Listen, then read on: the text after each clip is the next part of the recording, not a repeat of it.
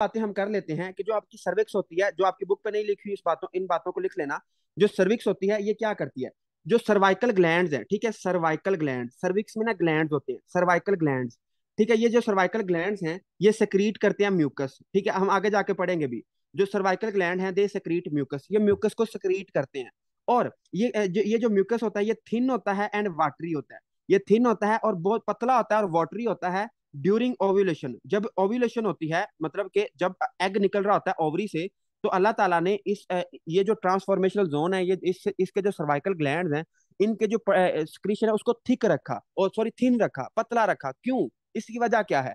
क्योंकि जब ओव्यूलेशन होती है तो आपको पता है कि अगर वो फीमेल इंटरकोर्स करती है, तो अगर वहां पे स्पर्म्स आसानी से पहुंच सके, इस वजह से ड्यूरिंग ओव्यूलेशन जो सर्वाइकल स्क्रीशन होती हैं दे आर वेरी थिन। इनमें से स्पर्म्स आराम से गुजर जाते हैं, इनमें से स्पर्म्स आराम से गुजर जाते हैं, they are watery and they are thin. लेकिन जब हो जाती है फीमेल को प्रेगनेंसी, ठीक है, जब क्या हो जाती है फीमेल को, क्या हो जाती है प्रेगनेंसी, तो प्रेगनेंसी में तो अल्लाह ताला ने यही सोचना था ना कि जब प्रेगनेंसी है तो तब स्पर्म्स ना पहुंचे, ठीक है, स्पर्म्स आगे ना पहुंचे। तो आपने एक लफ्ज सुना होगा सर्वाइकल म्यूकस प्लग, ठीक है, आपने एक लफ्ज सुना होगा सर्वाइकल म्यूकस प्लग। तो जब प्रेगनेंसी होती है, यही जो सिक्रीशंस होती हैं, यही जो म्यूकस की सिक्रीशंस होती हैं, ये थिक हो जाती हैं। ये क्या होती हैं? ये आर थिक, ये थिक हो जाती हैं, ताकि ताकि जब अगर वो प्रेग्नेंट है फीमेल, तो प्रेगनेंसी में यही जो म्यूकस सिक्रीशन ये थिक हो जाती हैं। हम पढ़ेंगे क्यों होती हैं थिक, ये आगे जाके पढ़ेंगे। लेकिन यही सिक्रीशन थिक हो जाती हैं ताकि अगर वो फीमेल इंटरकोर्स करे तो जो स्पर्म्स हैं वो आगे ना पहुंच सके, वो स्पर्म्स आगे ना पहुंच सके। और ये जो सिक्रीशन थिक होती हैं, it is due to progesterone. इसको हम आगे पढ़ेंगे डिटेल में। फिलहाल आप इतना कंसेप्ट रखें कि जब ओव्यूलेशन होती है तो यही जो सिक्रीशन होती हैं थिन होती हैं, ताकि स्पर्म्स आराम से आगे उस एग तक पहुंच सके। लेकिन जब प्रेगनेंसी हो जाती है तो यही जो सिक्रीशन होती है ये थिक हो जाती है। इसको हम कहते हैं सर्वाइकल म्यूकस प्लग, ठीक है, सर्वाइकल म्यूकस प्लग, ये बड़ा लफ्ज यूज होता है, ठीक है। ओके जी, हम आई होप कि मेरी बात आपको समझ आ चुकी है। उसके अलावा हाँ, एक और चीज, आपने एक लफ्ज सुना होगा HPV, ह्यूमन पेपिलोमा वायरस। और ह्यूमन पेपिलोमा वायरस की ना काफी टाइप्स होती है, इसको हम गायनी में डिटेल में पढ़ेंगे। आपने याद रखना है जो फीमेल बदकार होती है, ठीक है, जो फीमेल जिनकी हरकतें अच्छी नहीं होती, मतलब जो जिनके मल्टीपल सेक्सुअल पार्टनर्स होते हैं, जो स्मोकिंग करती हैं, उनमें सर्वाइकल कैंसर के चांसेस बहुत ज्यादा होते हैं। और वो जो ह्यूमन पेपिलोमा वायरस है, इट इज ग्रेटर रिस्क, ये बहुत बड़ा रिस्क फैक्टर है फॉर सर्वाइकल कैंसर। और सर्वाइकल कैंसर मोस्ट कॉमनली कहाँ पे होता है? ट्रांसफॉर्मेशनल जोन में होता है। ये सारे इंपॉर्टेंट MCQs है जो मैं आपको बता रहा हूँ। और यही बातें गायनी में लिखी हुई हैं यार, इसको अच्छे से कर लेना, आपकी गायनी काफी हद तक हो जाएगी। 30-40% गायनी में आपको रिप्रोडक्टिव सिस्टम ही पढ़ा दूंगा, ठीक है, लेकिन आपने बस छुट्टी नहीं करनी। ओके, हम आगे चलते हैं। और आपकी सर्विक्स भी होगी। अब हम बात करते हैं यूट्रस की, ठीक है, यूट्रस की। अब हम ट्रांसफॉर्मेशनल जोन से आगे चले गए हैं, ठीक है, अंदर की तरफ चले गए हैं। ट्रांसफॉर्मेशनल जोन तक क्या था? स्टेटिफाइड थे, और क्या था? स्केमस था। ट्रांसफॉर्मेशनल जोन के बाद क्या था? सिंपल एपिथेलियम था, और कौन सा था? मोस्टली कौन सा था? कोलमनर था। अब इसमें यूट्रस में कौन सा होगा? सिंपल कोलमनर, ठीक है, सिंपल कोलमनर होगा, ठीक है, सिंपल कोलमनर होगा, सिंपल कोलमनर होगा, सिंपल कोलमनर होगा, सिंपल कोलमनर होगा, ओके, सिंपल कोलमनर होगा। अब आपने ये जो सिंपल कोलमनर होता है, it is also called endometrium. जो यूट्रस का आपको पता है अंदर वाली जो लेयर होती है उसको हम एंडोमीट्रियम भी कहते हैं। एंडोमीट्रियम जब मेंस्ट्रुएशन होती है तो यही शेड होती है, इसकी हम बात करते हैं। जो यूट्रस का एपिथेलियम, इसको हम क्या कहते हैं? सिंपल कोलमनर एपिथेलियम कहते हैं। और ये क्या होगा? सिंगल लेयर्ड होगा और कॉलम शेप, लंबे लंबे सेल्स होंगे। ओके जी। जब मेंस्ट्रुएशन होती है, जब फीमेल को क्या होती है? मेंस्ट्रुएशन होती है। जब उसका मेंस्ट्रुएशन होती है, मतलब उसको ब्लीडिंग हो रही होती है, तो क्या होता है? स्टेटम फंक्शनैलिस, हम आगे जाके पढ़ेंगे। जो हमारी यूट्रस होती है ना, इसकी डिफरेंट लेयर्स होती हैं। इसकी एक लेयर होती है जिसको हम कहते हैं स्ट्रेटम, स्ट्रेटम फंक्शनैलिस, ठीक है, स्ट्रेटम फंक्शनैलिस, ये शेड हो जाती है, ठीक है, ये हमारी इसकी पार्ट है। That is it is also made up of simple columnar epithelium. और ये क्या हो जाती है? शेड हो जाती है। तो जब हमारी जब जब मेंस्ट्रुएशन होती है तो ये जो स्ट्रेटम फंक्शनैलिस है ये शेड हो जाती है। जब ये क्या हो जाती है? शेड हो जाती है। और इसमें क्या होते हैं? लॉन्ग ट्यूबुलर ग्लैंड्स इन प्रोलिफरेटिव फेज। आगे जाके हम पढ़ेंगे। जो हमारी यूट्रस होती है इसके ना दो फेज होते हैं। एक को हम कहते हैं प्रोलिफरेटिव फेज, ठीक है, प्रोलिफरेटिव फेज, मतलब कि जब यूट्रस की ग्रोथ हो रही होती है, एंडोमेट्रियम की ग्रोथ हो रही होती है, तो एंडो इसको हम पढ़ेंगे। टेंशन ही नहीं कि यार ये कौन से फेज हैं, ये क्या पढ़ाई जा रहा है, ये सारी चीजें हमने पढ़नी है। आज सिर्फ इंट्रोडक्शन है, और आज हम बस खेल रहे हैं रिप्रोडक्टिव सिस्टम के साथ। आगे जाके ये बहुत इंटरेस्टिंग सिस्टम है, आपने इसको लाजमी पढ़ना है। प्रोलिफरेटिव फेज, ठीक है, प्रोलिफरेटिव फेज में क्या होता है? लॉन्ग ट्यूबुलर ग्लैंड्स, ठीक है, इसमें ग्लैंड्स होते हैं। कौन से ग्लैंड्स होते हैं? लॉन्ग ट्यूबुलर ग्लैंड्स बन जाते हैं, लॉन्ग ट्यूबुलर ग्लैंड्स, ये इतना कोई खास बात नहीं है, लॉन्ग ट्यूबुलर ग्लैंड्स बनते हैं, आपकी बुक पे लिखा हुआ है लॉन्ग ट्यूबुलर ग्लैंड्स बनते हैं। लेकिन जो आपकी प्रोलिफेरेटिव फेज के बाद आपकी कौन सी फेज स्टार्ट होती है, सेक्रीटरी फेज, ठीक है, सेक्रीटरी फेज। तो जो सेक्रीटरी फेज होती है इसमें क्या होता है, जो क्वाइल्ड ग्लैंड्स बनते हैं, इसको मैं आपको बताऊंगा भी आगे जाके कि ये इसमें क्वाइल्ड ग्लैंड्स क्यों बनते हैं, सीधे ग्लैंड क्यों नहीं बनते। तो जो सेक्रीटरी फेज है इसमें क्वाइल्ड ग्लैंड्स बनते हैं, और जो प्रोलिफेरेटिव फेज है इसमें कौन से ग्लैंड बनते हैं, लॉन्ग ट्यूबुलर ग्लैंड्स बनते हैं। तो ये आपने सिर्फ इसको याद रखना है, बाकी इसमें कोई खास बात नहीं है। हम यूट्रस भी हो गया, उसके बाद हम आगे चलते हैं, और आगे है जी आपकी फ्लोपियन ट्यूब्स, ठीक है, फ्लोपियन ट्यूब्स। फ्लोपियन ट्यूब्स क्या है, फ्लोपियन ट्यूब्स माशाल्लाह आप सारे मैट्रिक और एफएससी में पढ़ के आए हो कि ये एक ट्यूब होती है जो कि क्या करती है, एग को ट्रांसपोर्ट करती है, ठीक है, एग को ट्रांसपोर्ट करती है कहाँ से, ओवरी से उठाती है और किस में लेके आती है, यूट्रस तक लेके आती है, ओवरी से यूट्रस तक लेके आती है, इसको हम कहते हैं फ्लोपियन ट्यूब। अब ये जो फ्लोपियन ट्यूब है ये किससे मिलकर बनी होगी, again it will be made up of simple columnar, ठीक है, it will be made up of simple columnar. लेकिन ये क्या होंगे, they will be ciliated, they will be ciliated. Ciliated हम किसको कहते हैं, देखो सीलिया, फर्ज करो कि ये आपका सेल है, ठीक है, ये क्या है, आपका सेल है, इसके ऊपर ना, इसके ऊपर धागे नुमा प्रोटीन्स होते हैं जिसको हम कहते हैं सीलिया, जिसको हम क्या कहते हैं, सीलिया। अब ये जो प्रोटीन्स हैं दे कैन मूव, ये मूव कर सकती हैं और ये बीट करती हैं, ठीक है, दे कैन मूव और ये बीट करती हैं। जब ये बीट करती हैं तो ये क्या करती हैं, फर्ज करो इनके हत्थे चढ़ गया है एग, ठीक है, ये क्या है, एग है। तो जब ये एग को अपने साथ अटैच करेंगे और एग को आगे फेंकेंगी, आगे की तरफ धकेलेंगी, आगे की तरफ धकेलेंगी, ये मैं आपको समझा चुका हूँ पहले भी, अगर आपको याद हो या ना याद हो, हमें याद है जरा जरा। मैंने आपको सीवीएस में एक चीज पढ़ाई थी, बताएं शाबाश, जल्दी बताएं, कोई कौन सा सिंड्रोम था जिसमें एक्टोपिक प्रेगनेंसी के चांसेस ज्यादा होते हैं, जल्दी बताएं। अच्छा, सिंपल कोलमनर एपिथेलियम में क्या होता है, सीलिएटेड, सीलिएटेड कोलमनर सेल्स होते हैं, सीलिएटेड कोलमनर सेल्स होते हैं फ्लोपियन ट्यूब में। ये क्या करते हैं, एग को मूव करते हैं, एग को मूव करते हैं। और अल्लाह के बंदो, हमने एंडो में पढ़ा था, हमने सीवीएस में पढ़ा था, एक सिंड्रोम होता है जिसको हम कहते हैं कार्टा जेनर सिंड्रोम, ठीक है, Kartagener syndrome. Kartagener syndrome में क्या होता है, कार्टा जेनर सिंड्रोम में क्या होता है, जो सीलिया होते हैं वो खराब हो जाते हैं। वो वजह पे नहीं जा रहे, जो सीलिया होते हैं वो खराब होते हैं, उसकी वजह से क्या होता है कि जो एग होता है वो बेचारा फ्लोपियन ट्यूब में ही रहता है, वो आगे यूट्रस तक नहीं पहुंचता। तो जिसकी वजह से अगर पीछे से स्पर्म्स आ जाते हैं तो उसको क्या हो जाएगी, उसको एक्टोपिक प्रेगनेंसी के चांसेस बहुत ज्यादा होते हैं। तो अगर एक फीमेल है कार्टा जेनर सिंड्रोम की तो उसमें एक्टोपिक प्रेगनेंसी के चांसेस बहुत ज्यादा होते हैं, एक्टोपिक प्रेगनेंसी के चांसेस बहुत ज्यादा होते हैं। किसमें, कार्टा जेनर सिंड्रोम में। कार्टा जेनर सिंड्रोम का अगर मेल है तो वो इनफर्टाइल होगा, क्यों, क्योंकि वो स्पर्म्स मूव नहीं होंगे उसके, क्योंकि स्पर्म्स के पीछे भी एक साइकिल लगा होता है जिसको हम कहते हैं सीलिया, ठीक है, तो वो भी स्पर्म नहीं मूव कर पाएगा, तो उसमें इनफर्टिलिटी होगी। ओके जी, फ्लोपियन ट्यूब में क्या कौन से होते हैं, सिंपल कोलमनर सेल्स होते हैं, दे आर सीलिएटेड। और कार्टा जेनर सिंड्रोम में ये सीलिया खराब होते हैं जिससे क्या होता है, एक्टोपिक प्रेगनेंसी के चांसेस ज्यादा होते हैं, सीधी बात है। उसके बाद हाँ, अगर ये सीलिया में डैमेज हो जाए तो क्या होगा, आपको एक्टोपिक प्रेगनेंसी के चांसेस ज्यादा हो जाएंगे। उसके अलावा जो ओवरीज हैं, ठीक है, जो ओवरीज हैं, जो फीमेल्स की ओवरीज हैं, ये किस किस सेल से मिलकर बनी होती हैं, तो they are made up of simple, they are made up of simple cuboidal, ठीक है, they are made up of simple cuboidal cells. Simple cuboidals इसका एपिथेलियम है, और इसमें बाकी इसने कोई खास बात नहीं लिखी हुई, इसकी जो कवरिंग है वो जर्मिनल एपिथेलियम से होती है, इसको बाद में पढ़ेंगे जर्मिनल एपिथेलियम क्या होता है। तो जरा मुझे शाबाश बताएं कि एक टेबल है और इसमें काफी ज्यादा एमसीक्यूज हैं, आपको समझ आई है या नहीं, कर लिया। अब हम इस पे आते हैं, ठीक है, अब इस पे आते हैं, ये जो डायग्राम बनी हुई है, जो ऊपर डायग्राम बनी है फिलहाल इसको छोड़ दें, फिलहाल हम ये पढ़ते हैं नीचे वाली, ठीक है, क्योंकि उसको हम बाद में पढ़ेंगे। ये जो एक पाथवे लिखा हुआ है, पाथवे क्या लिखा हुआ है, इसको आपने ना फिलहाल रट्टा मारना है, इसको मैं समझाऊंगा नहीं, जब मैं आपको डायग्राम समझाऊंगा फिर आपको इसकी समझ आएगी। ये सेवन अप, सेवन अप आप सब माशाल्लाह पीते रहे हैं, सेवन अप एक बोतल का नाम है, ठीक है, कोल्ड ड्रिंक का नाम है। एस से आपने क्या याद रखना है, सेमी नेफ्रस ट्यूब्यूल्स। सबसे पहले जो, जब हमारे स्पर्म्स मेल्स में स्पर्म बनते हैं तो सबसे पहले वो किस में आते हैं, सबसे पहले वो आते हैं सेमी नेफ्रस ट्यूब्यूल्स में आते हैं। उसके बाद वो किस में आते हैं, एपिडेडिमस में आते हैं। उसके बाद किस में आते हैं, वैस डेफरेंस में आते हैं। उसके बाद किस में आते हैं, एजैकुलेटरी डक्ट में आते हैं। ये सारे स्ट्रक्चर है, एनाटॉमी है सारी, इसको मैं पढ़ाऊंगा, टेंशन नहीं लेनी। फिलहाल आपने सिर्फ ये निमोनिक याद रखना, और ये बहुत अच्छा निमोनिक है, ये एमकैट वाले लोग भी यूज करते हैं। सेमिनेफ्रस ट्यूब्यूल्स, एपिडेडिमस, वैस डेफरेंस, इजैकुलेटरी डक्ट। और एन जो है, एन जस्ट डेकोरेशन के लिए है, सजावट के लिए है, एन के लिए कुछ भी नहीं है। और यू से आपने क्या याद रखना है, यूरिथ्रा और देन पीनस, और उसके बाद जो स्पर्म होते हैं वो इजैकुलेट कर देता है मेल। ठीक है, तो ये हो गई सीधी सीधी बात, इसको सिर्फ आपने रटा मारना है, कल या परसों में इसको, ये जो ऊपर डायग्राम बनी है ना ये सारी, ये आपको समझाऊंगा डिटेल में। फिलहाल आपने इसको रटा मारना है कि सेवन आप में क्या होता है। सबसे पहले सेमिनेफ्रस ट्यूब्यूल्स आती हैं, एपिडेडिमस आता है, वास डेफरेंस आता है, एजैकुलेटरी डक्ट आती है, यूरिथ्रा आती है और पीनस आती है, इसको सिर्फ रट्टा ही मारना है। लेकिन उसके बाद ये बहुत ही अहम एक डायग्राम बनी हुई है, ये वाली। जो आपके सामने अभी शो हो रही है, ठीक है। It is very important diagram for your conceptual, मतलब अगर आप पिनाइल स्टडी करना चाहते हो तो ये आपको डायग्राम आनी चाहिए। लेकिन ये डायग्राम आपको इस तरह समझ नहीं आएगी, इसको मैं समझाता हूँ अपने तरीके से। देखो, फर्ज करो कि एक मेल है और उसका हमने जो पीनस है उसको कट किया, ठीक है। ये उसका क्या है, उसका सेक्शन है, ठीक है। हमने एक सेक्शन लिया है उसके पीनस का। अब इसमें क्या होता है, जो पीनस होता है इसमें कौन कौन से पार्ट्स होते हैं। तो आपने याद रखना है, दरमियान में बहुत बहुत मशहूर दो टिश्यूज होते हैं, ठीक है। दो तरह की, एक इसको कह लें कैनाल होती है।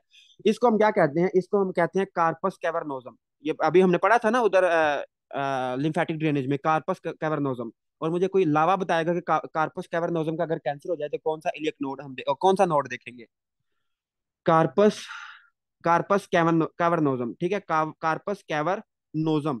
ये क्या होते हैं, दे आर टू कैनाल्स, दे ये क्या है, ये दो कैनाल्स हैं। ये क्या है, दो कैनाल्स हैं पीनस में, ठीक है। इनमें क्या होते हैं, इनमें ना सॉफ्ट टिश्यूज होते हैं, ठीक है। इनमें क्या होते हैं, सॉफ्ट टिश्यूज होते हैं। और जब मेल का जो पीनस होता है वो एरेक्ट होता है, ठीक है। जब उसमें एरेक्शन आती है तो वो क्यों एरेक्शन आती है, क्योंकि इसकी ब्लड सप्लाई ज्यादा हो जाती है। ये जो कार्पस कैवर्नोजम है इसमें ब्लड भर जाता है। जब इसमें ब्लड भरता है तो ये सख्त हो जाते हैं, ये भर जाते हैं, जिसकी वजह से क्या होता है, पीनस जो होता है वो इरेक्ट हो जाता है। तो इरेक्शन हमें किसकी वजह से आती है, it is due to corpus cavernosum. Corpus cavernosum ये बहुत इंपॉर्टेंट स्ट्रक्चर है, इसको आपने लाजमी याद रखना है। और माशाल्लाह सारे जो पुराने लावे हैं वो सारे बता रहे हैं कि इंटरनल इलियक नोड्स हम करेंगे जब कार्पस कैवर्नोजम के लिए। हम क्या कौन से पल्पेट करेंगे, इंटरनल इलियक नोड्स, ठीक है। तो ये हो गया कार्पस कैवर्नोजम, कार्पस कैवर्नोजम। लेकिन जो कार्पस कैवर्नोजम है इसके दरमियान में एक आर्टरी होती है जिसको हम क्या कहते हैं, जिसको हम कहते हैं डीप आर्टरी, ठीक है। ये बुक पे डायग्राम बनी हुई है। इसके दरमियान में क्या होती है, एक आर्टरी होती है जिसको हम क्या कहते हैं, डीप आर्टरी। और ये हो गए दो कार्पस कैवर्नोजम। अब इन दो कार्पस कैवर्नोजम को एक चीज ना मैं इसको और कलर से बना देता हूँ, पर ये ऑरेंज आ गया, ठीक है। इन दोनों कार्पस कैवर्नोजम को एक चीज ना हमारी सराउंड कर रही होती है। और वो बहुत मशहूर चीज है जिसको हम क्या कहते हैं, ट्यूनिका एल्बुगिनिया, ठीक है। जिसको हम क्या कहते हैं, ट्यूनिका एल्बुगिनिया, ठीक है। ट्यूनिका एल्बुगिनिया। जो कार्पस कैवर्नोजम है इनके इर्द गिर्द अल्लाह ताला ने एक झिल्ली रखी है, एक मेम्ब्रेन रखी है, जिसको हम क्या कहते हैं, ट्यूनिका एल्बुगिनिया। सीधी बात है, ओके।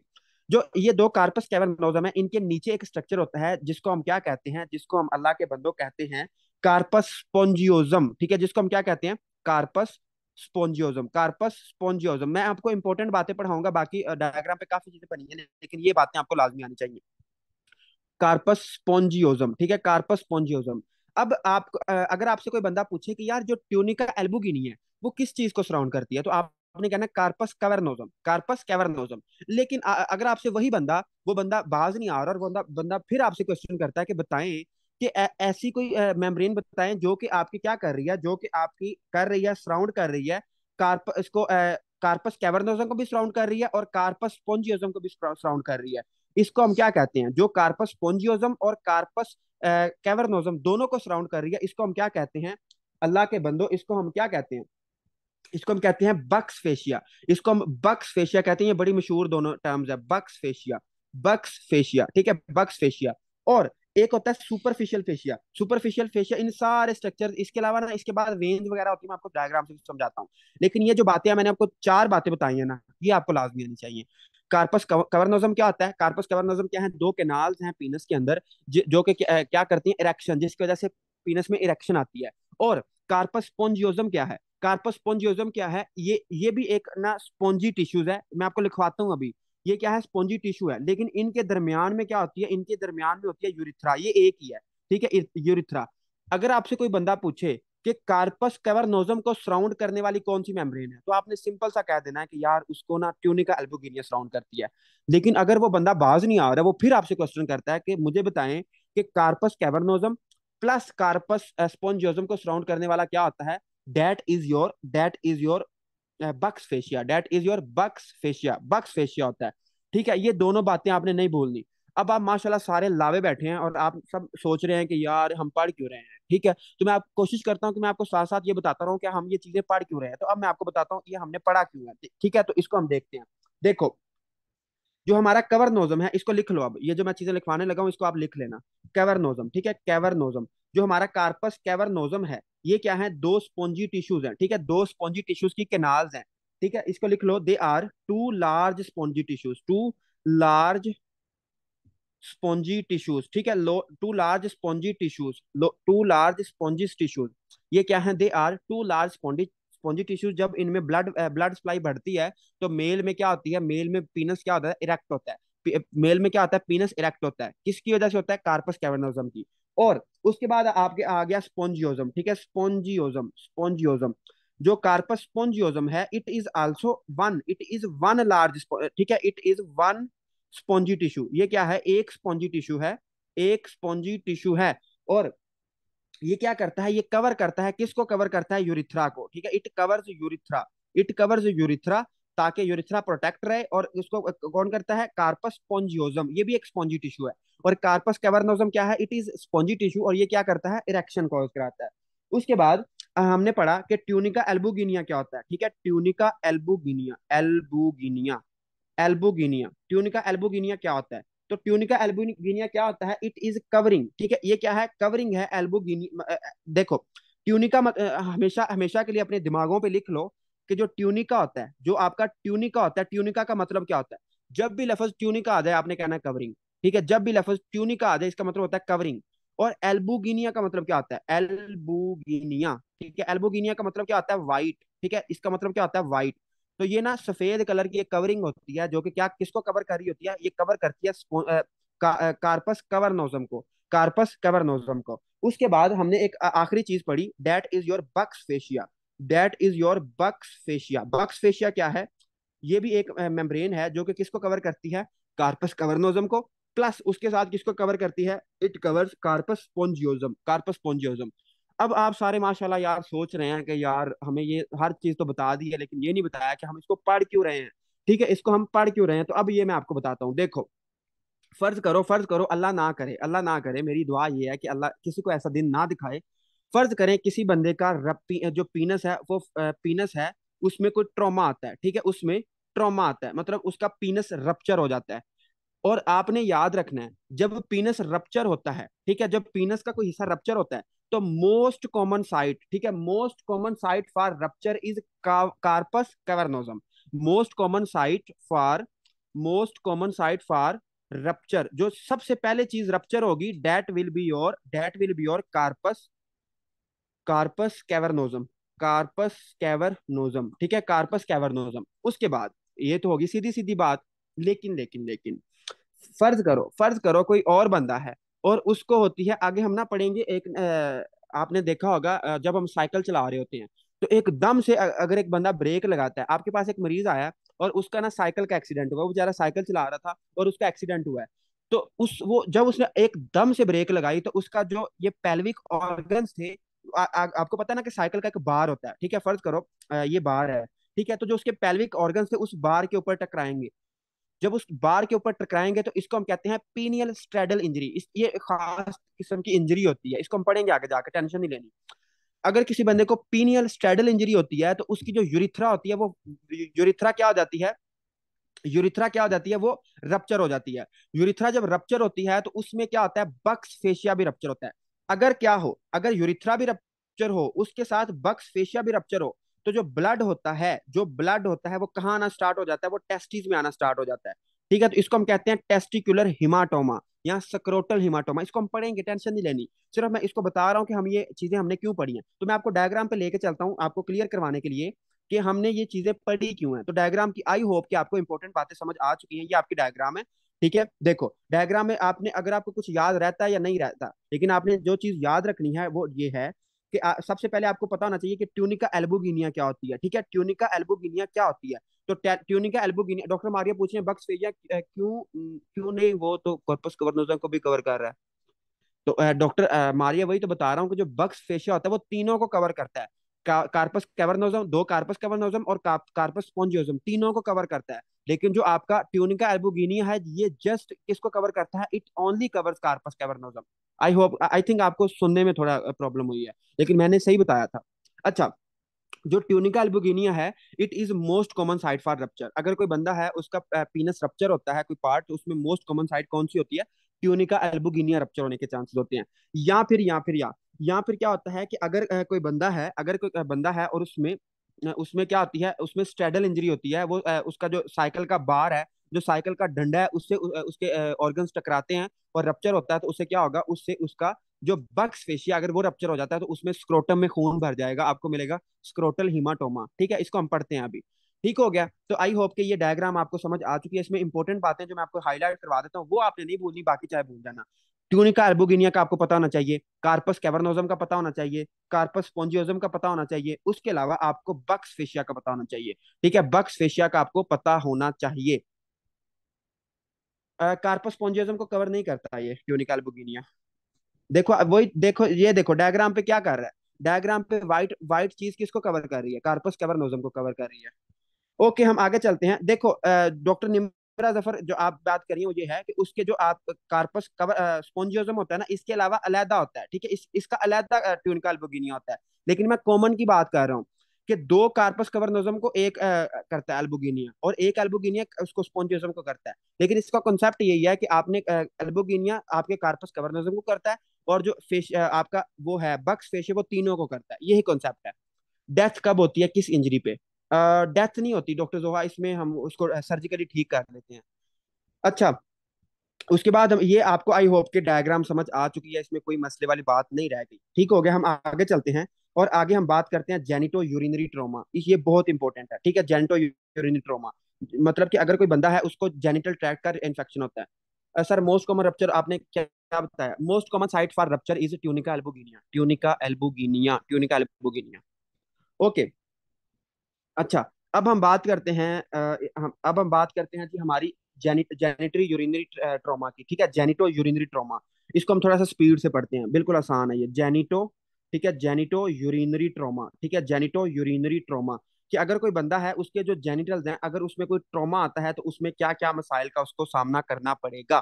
तो सबसे पहले उसने ये लिखा हुआ है, सबसे पहले तो उसने किडनी का बारे में लिखा हुआ है कि रीनल। ठीक है, अगर कोई बंदा है और उसको किडनी का कोई ट्रॉमा होता है, और शाबाश मुझे मेरे पुराने स्टूडेंट बताएंगे कि कौन सी रिब फ्रैक्चर हो, कौन से नंबर की रिब फ्रैक्चर हो तो किडनी पे इफेक्ट आता है। जी डॉक्टर जोहा, जी डॉक्टर मारिया, जी doctor Kashif, yes doctor Adnan excellent, doctor Muqaddas excellent.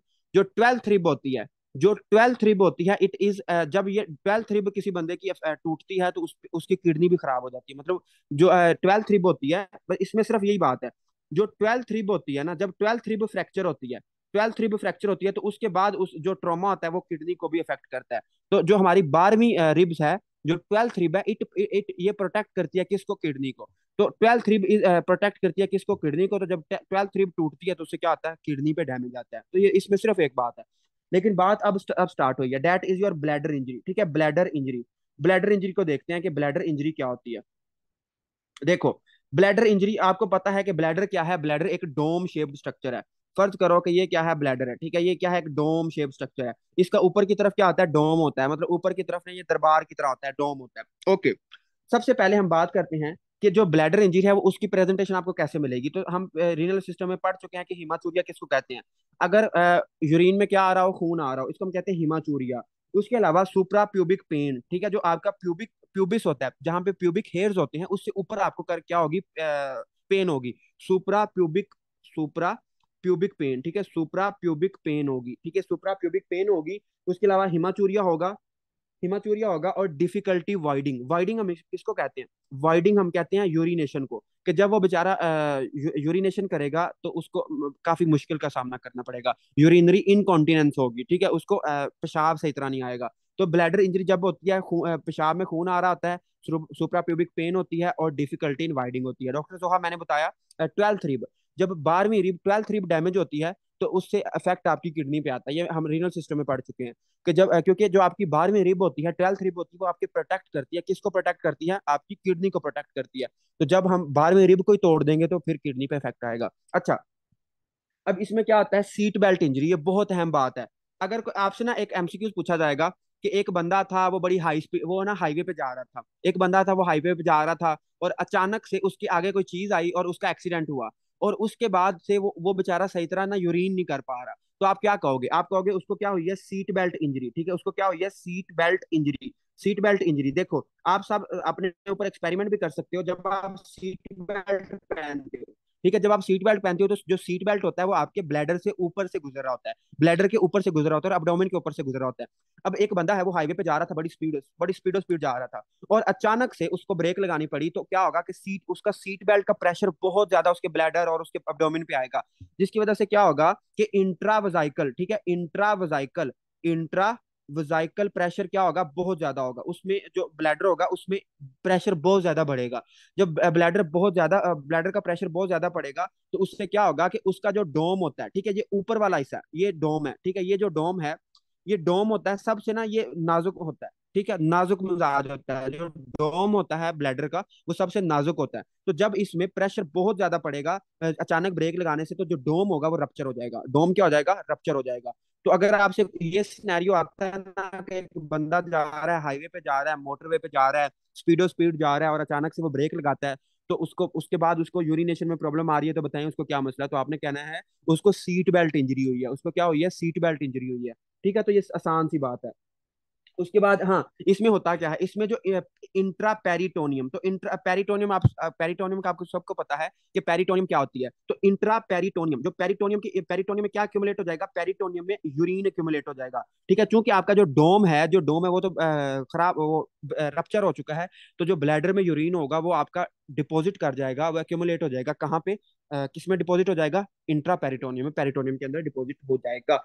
तो इंट्रा पेरिटोनियम यूरिन एक्यूमुलेशन आपको मिलेगी। सीट बेल्ट इंजरी आपने नहीं भूलनी कि अगर एक बंदा स्पीड से जा रहा है अचानक ब्रेक लगाता है तो उसको क्या हो जाएगी, सीट बेल्ट इंजरी हो जाएगी। उसके बाद हम आगे चलते हैं, और आगे है जी पेरिटोनियल अब्जॉर्प्शन ऑफ यूरिन। हाँ, देखो अब जो पेरिटोनियम है उसमें यूरिन ज्यादा हो गया है, तो इससे क्या होगा कि आपके ब्लड में, देखो जो पेरिटोनियम है, पेरिटोनियम से कुछ जो यूरिन है उसको अब्जॉर्ब कर लिया जाएगा ब्लड में, जिसकी वजह से क्या होगा कि आप में ब्लड यूरिया नाइट्रोजन, ठीक है, blood urea nitrogen, BUN, blood urea nitrogen भी ज्यादा हो जाएगी, और क्रिएटिनिन भी ज्यादा हो जाएगी, creatinine and blood urea nitrogen भी क्या हो जाएगी, ज्यादा हो जाएगी।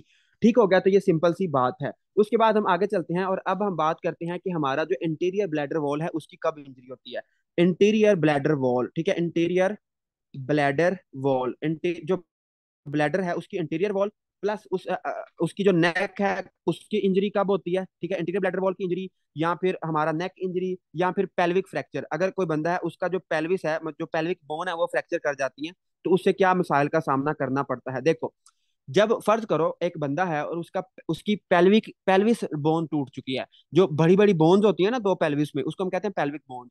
फर्ज करें एक बंदा है उसकी पेल्विक बोन टूटी है, तो उससे क्या होंगे, उससे उसके छोटे छोटे टुकड़े पैदा होंगे, ठीक है, उसके छोटे छोटे टुकड़े मतलब बोन होगी जो बोन होगी, एक तो वो खुद जाके जब ब्लैडर के साथ लगेगी तो उसको रप्चर कर देगी, लेकिन उसके जो स्प्लिंटर्स होंगे, जो पेल्विक बोन के स्प्लिंटर्स होंगे, उसके जो छोटे छोटे हिस्से होंगे, दे विल रप्चर, वो रप्चर कर देंगे, किसको रप्चर कर देंगे, they will rupture interior wall of bladder and उसकी नेक को रप्चर कर देंगे। तो ये सीधी सी बात है। लेकिन इसमें जो सबसे अहम बात है, देखो, जब हमारा डोम रप्चर होता है तो जो यूरिन कहाँ पे डिपॉजिट होता है, यूरिन डिपॉजिट होता है इंट्रा पेरिटोनियम, पेरिटोनियम के अंदर, पेरिटोनियम स्पेस के अंदर। लेकिन जब हमारी इंटीरियर वॉल रप्चर होगी, जब ब्लैडर की इंटीरियर वॉल रप्चर होगी, और आपको माशाल्लाह पता है, आप माशाल्लाह पढ़ के आए हो, मुझे पता है आपने किताब पढ़ा है, जो प्यूबिक बोन होती है, ठीक है, जो प्यूबिस होता है, सिम्फिसिस प्यूबिस, उसके दरमियान और ब्लैडर के दरमियान एक स्पेस होती है जिसको हम कहते हैं रेट्रो प्यूबिस स्पेस किसमें होती है, देखो, फर्ज करो कि ये क्या है, आपका प्यूबिस है, ठीक है, जिसमें प्यूबिक हेयर्स होती हैं, और ये आपका क्या है, ब्लैडर है, ठीक है, इनके दरमियान ना एक स्पेस होती है, ये वाली स्पेस, इसको हम क्या कहते हैं, इसको हम कहते हैं रेट्रो, जिसको इसको हम क्या कहते हैं, रेट्रो प्यूबिक स्पेस, ठीक है, रेट्रो प्यूबिक स्पेस। और जाहिरी सी बात है कि जब जो हमारी बाहर वाली जो इंटीरियर है, जो इंटीरियर वाल जब डैमेज होगी, तो यूरिन कहाँ पे आपको मिलेगा, यूरिन आपको मिलेगा रेट्रोप्यूबिक स्पेस में। लेकिन जब डोम रैप्चर होगा तो इंट्रा पेरिटोनियल स्पेस में मिलेगा। तो इस इन दोनों को आपने डिफ्रेंशिएट करना है, इनको मिक्स नहीं कर देना।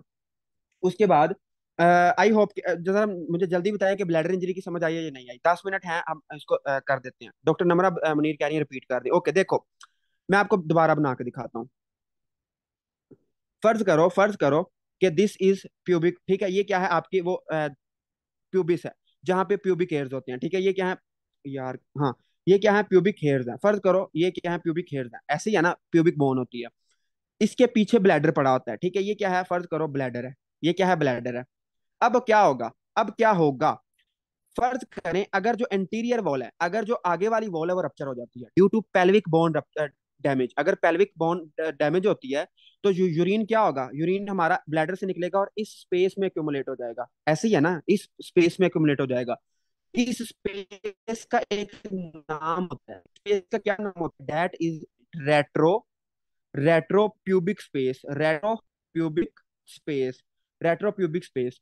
जब भी एंटीरियर वॉल रप्चर होगी तो यूरिन हमें कहां पे मिलेगा, रेट्रोप्यूबिक स्पेस में। जब डोम ऑफ ब्लैडर रप्चर होगा तो हमें यूरिन कहां पे मिलेगा, इंट्रापेरिटोनियम मिलेगा। तो सीधी सी बात है, ठीक हो गया। तो ये बहुत अहम बातें हैं और ये आपको पता होनी चाहिए।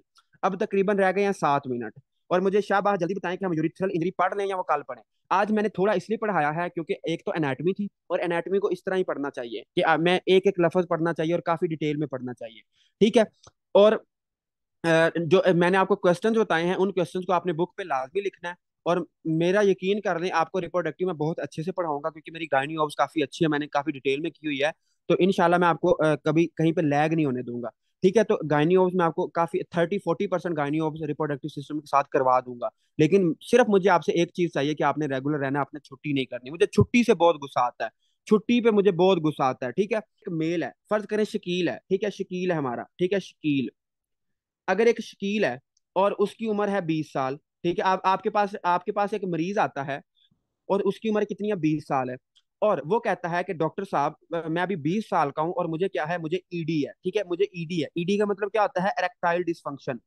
एरेक्टाइल डिसफंक्शन के जो मेरा पीनस है उसकी इरेक्शन सही तरह नहीं होती, मुझे इरेक्टाइल डिसफंक्शन है, इरेक्टाइल डिसफंक्शन है। और आपने उससे क्या ली, आप उससे हिस्ट्री लेते हो, माशाल्लाह आप पाइनियर मेडिकोज हो तो आपको हिस्ट्री, मैं आपको सिखाऊंगा हिस्ट्री, प्रॉपर सिखाऊंगा हिस्ट्री की, आप हिस्ट्री कैसे लेते हो प्रोफेशनली। तो हिस्ट्री आप लेते हो और आपको हिस्ट्री में पता चलता है कि उस बंदे की प्रोस्टेक्टमी हो चुकी है, उस बंदे की क्या हो चुकी है, prostatectomy, prostatectomy.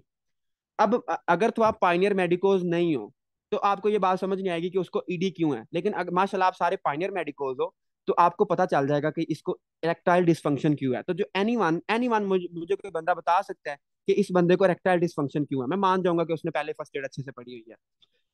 Ji, doctor Nimra Zafar, I think आपने फर्स्ट एड पहले पढ़ी हुई है, तो आप मुझे बताएं कि इसका आंसर क्या है। डॉक्टर काशिफ ने बाकी सारे सिस्टम पढ़े हुए लेकिन ये सिस्टम नहीं पढ़ा हुआ, तो मुझे काफी मजा आ रहा है उनसे सवाल पूछने का क्योंकि उन्होंने पहले ये नहीं पढ़ा हुआ। तो अब जरा पता चलेगा ना कि आपको कितना नॉलेज है। जी, प्रोस्टेक्टमी की वजह से अगर एक बंदा है उसकी प्रोस्टेक्टमी हो चुकी है तो उसमें उसमें क्या होगा, उसमें एरेक्टाइल डिसफंक्शन क्यों होगा, एनीवन, उसकी कोई नर्व कट हो गई होगी। डॉक्टर जोहा आपने सही बताया, लेकिन इसको सही बताएं ना, थोड़ा प्रोफेशनली बताएं। ये तो एक वो राह चलते इंसान को हम ऐसे बताते हैं। काशिफ मंजूर कह रहे हैं जी नर्व डैमेज होगी, पोडेंटल नर्व डैमेज होगी, पोडेंटल नर्व तो डैमेज नहीं होगी। नहीं नहीं नहीं, आई थिंक नहीं, गलत है, आई थिंक आपके गलत है। जी जी, सोचे सोचे सोचे, अभी 3 मिनट है, 3 मिनट में हम यही करेंगे क्योंकि मैंने पूरा टाइम करना है। डीप आर्टरी कट कर देंगे, नहीं, और डीप आर्टरी कट कर देंगे, नहीं नहीं नहीं, गलत है। देखो चलो मैं बताता हूँ, याद रखना आज के बाद जब मैंने आपसे पूछना है ना तो आपने भूलना नहीं है, ठीक है। देखो, एक बंदा है, आप जो मेल्स होते हैं ना, जो शकील है, जो प्रोस्टेट होता है ना, जो प्रोस्टेट होता है, प्रोस्टेट क्या होता है, प्रोस्टेट के इर्द गिर्द ना एक फेशिया होता है, ठीक है, जिसको हम कहते हैं प्रोस्टैटिक फेशिया, प्रोस्टैटिक फेशिया। यार अपने अपने अपने तुक्के ना लगाओ, आपने कोई नहीं याद कर देनी है, मेरी सुन लो। देखो, प्रोस्टेट जो होता है, प्रोस्टेट के इर्द गिर्द क्या होता है, प्रोस्टैटिक फेशिया होता है, ठीक है। प्रोस्टेट और प्रोस्टेट के इर्द गिर्द क्या होता है, प्रोस्टैटिक फेशिया होता है, ठीक है, फेशिया। आपने क्या याद रखना है, आपने क्या याद रखना है, इसमें ना एक प्लेक्सिस होता है, ठीक है, मैं इसको रेड से बनाता हूँ। जो प्रोस्टेट है इसके इर्द गिर्द ना एक नर्व प्लेक्सिस होता है, ये इर्द गिर्द काफी ज्यादा नर्व्स का गुच्छा होता है, जिसको हम क्या कहते हैं, जिसको हम कहते हैं प्रोस्टेटिक प्लेक्सिस, प्रोस्टेटिक प्लेक्सिस, ठीक है, प्रोस्टेटिक प्लेक्सिस। तो प्रोस्टेटिक प्लेक्सिस में जब आप क्या करोगे, जब आप उसका प्रोस्टेट खत्म करोगे, फर्ज करो उसको प्रोस्टेटिक हाइपरप्लेजिया था, प्रोस्टेट का कैंसर था, तो आपने क्या किया, आपने उसकी प्रोस्टेक्टमी की, आपने उसका प्रोस्टेट जब कट किया तो क्या होगा, आप उसके साथ साथ उसका प्रोस्टेटिक प्लेक्सिस भी उड़ा दोगे। और जो प्रोस्टेटिक प्लेक्सिस है, जो प्रोस्टेटिक प्लेक्सिस है, ये क्या करता है, ये इनरवेट करता है, जो प्रोस्टेटिक प्लेक्सिस है ये क्या करता है, इनरवेट करता है, किसको इनरवेट करता है, कार्पस, कार्पस कैवर्नोजा को, ठीक है, कार्पस कैवर्नोजा को, ठीक है। तो आपने क्या किया, आपने जब उसका प्रोस्टेट कट किया, जब आपने उसका प्रोस्टेट कट किया तो प्रोस्टेटिक प्लेक्सिस भी उड़ा दिया। प्रोस्टेटिक प्लेक्सिस जब उड़ाया तो क्या होगा, उसकी जो इनर्वेशन थी कार्पस कैवर्नोजा की वो भी खत्म हो जाएगी। तो जब कार्पस कैवर्नोजा इनर्वेट नहीं होगा तो उसमें वेजो डायलेशन नहीं होगी। जब वेजो डायलेशन नहीं होगी तो वो जो पीनस होगा वो इरेक्ट नहीं करेगा। तो अगर आज के बाद अगर आपके पास कोई शकील आता है और उसकी प्रोस्टेक्टमी हो चुकी है, तो आपने क्या समझ जाना है, आपने फौरन समझ जाना है कि इसको क्या है, इसका प्रोस्टेटिक प्लेक्सिस उड़ चुका है, जिसकी वजह से इसको क्या है, इरेक्टाइल डिसफंक्शन है। ठीक है, तो आई होप कि आपको बात ये समझ आ चुकी है। इस पूरे सिस्टम में ना हम शकील और शकीला को पढ़ेंगे, ठीक है, शकील और शकीला को पढ़ेंगे, कभी शकीला आ जाएगा और कभी शकीला आएगी, ठीक है। और अगर किसी के बहन भाई या किसी के रिश्तेदार का नाम शकीला या शकीला तो गुस्सा नहीं करना। जस्ट मैं आपको समझाने के लिए, थोड़ा इसको मजेदार बनाने के लिए करता हूँ। बाकी सारे शकील और शकीला दोनों मेरे लिए बहुत रिस्पेक्टेबल हैं, ठीक है, बहुत सबकी मैं रिस्पेक्ट करता हूँ। तो खैर टेंशन नहीं लेनी और गुस्सा नहीं करना। तो ये इसका आंसर है। आई होप कि आपको बात समझ आ चुकी है। अब मैं रिकॉर्डिंग एंड करता हूँ। अब जरा मुझे शाबाश बताएं कि किसी का कोई सवाल, किसी का कोई गिला शिकवा, कोई एनी वन जिसका कोई सवाल जवाब हो, मुझे बताएं।